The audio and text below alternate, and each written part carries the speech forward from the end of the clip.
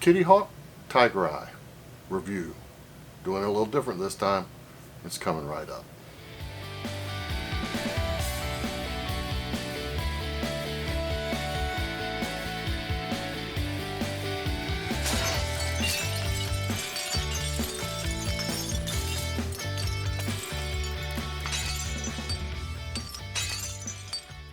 Hey y'all, Darren here, Grumpy Old Scale Modeler.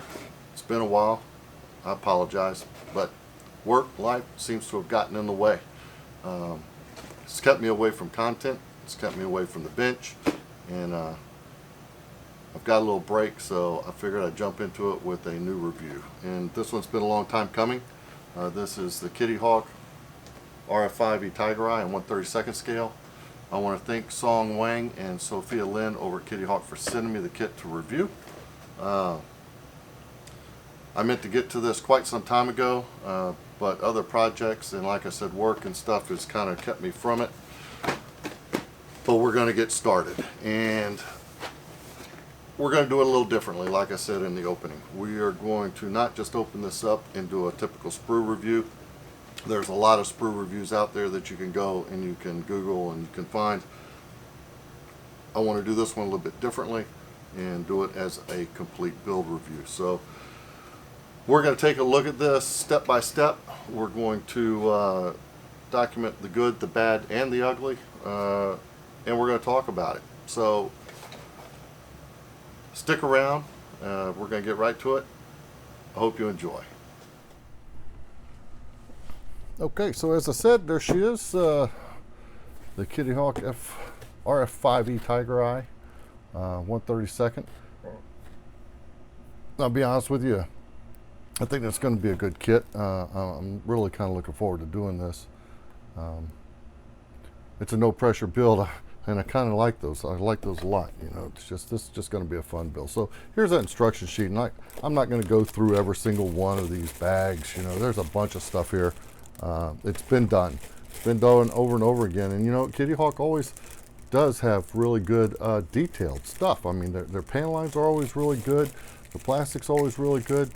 It gets into where they fall a little short has been in the engineering and specifically the books and the instructions.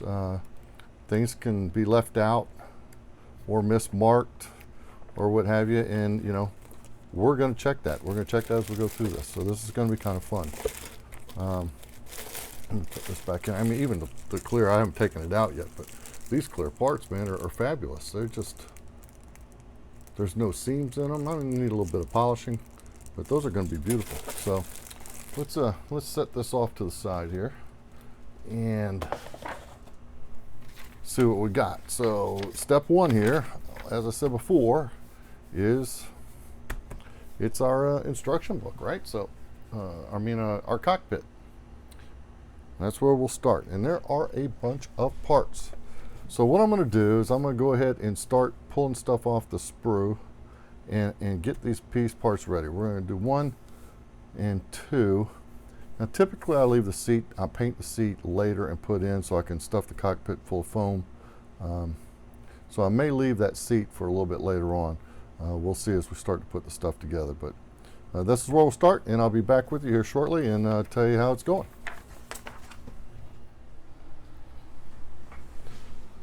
Okay, so one of the first things I've noticed, started cutting off the seat pieces, and the detail on them seems to be really good. I mean, the outside detailing on them, I really do like. They've got some really good engravings on them. The lines look really good. The rivets look really good. But notice this and this. These are just out there. Tabs hanging in there, both of them. A lot of cleanup going to be needed. The seat back itself. Look at this.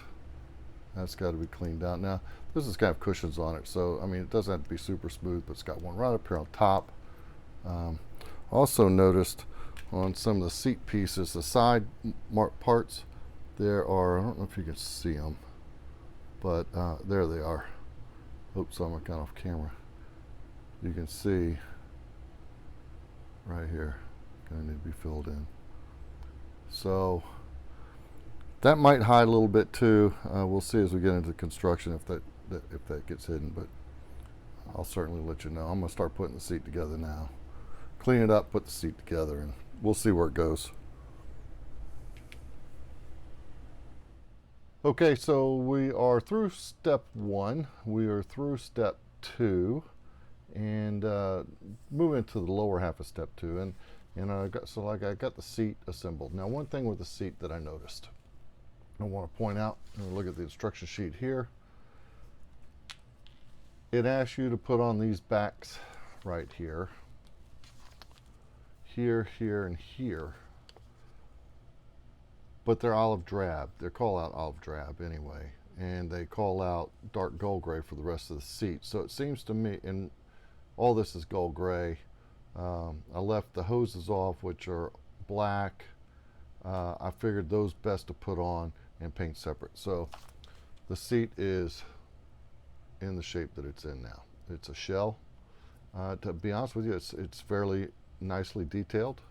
I think with proper pre-shading and a little weathering, this is going to look really, really nice. I went on to the cockpit area, put the seat rails in, that bulkhead, and then I get to this area here, and this is an aft equipment rack. And you notice here, you know, E38, 37, 32, 1750, blah, blah, blah. Shows you the side panels that goes on and the completed assembly. And then it just says dark gold gray, but it points to that bulkhead. I'm going to check references, but I have a feeling these boxes are black actually. And probably this panel here. So it really doesn't get into great detail. Not much detail at all. So not on any of these. It's just dark gold gray, silver. I moved on ahead and did a little bit more reading, and I noticed like down here where it says for this instrument panel, decal B1, but it points to the back. I mean, it's a simple mistake. It's just things to look out for. These, what appear to be canopy bungees for lifting the canopy, no color for those. It doesn't show anything. I've gone on to just kind of look ahead, which I've realized you got to do with these. And this is very busy. There are some color issues here. I'll talk about those when I get to step 3. But step 4, absolutely no colors for the cockpit, absolutely no colors for the interior in here when putting the canopy together. So one would have to assume that it's going to be dark gold gray like the rest of it. And still moving on further. So that is my biggest issue so far, is paint callouts.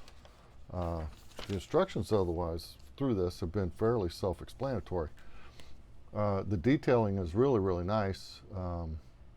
And even, I haven't cut this off yet, but if you look at the cockpit, or the instrument panel is really nicely detailed.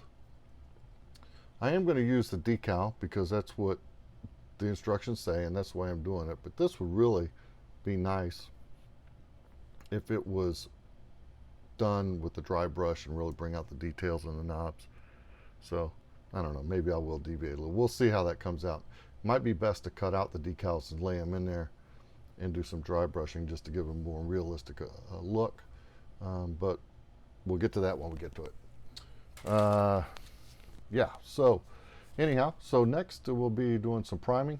We'll do some priming, we'll do some painting, a little bit of weathering, some post shading, some dry brushing, and I really think that this little cockpit is going to really be nicely detailed, nicely done. So that's all I've got for this episode. I will get started on the next one as soon as possible, so stay tuned in, and I look forward to seeing you guys all here again.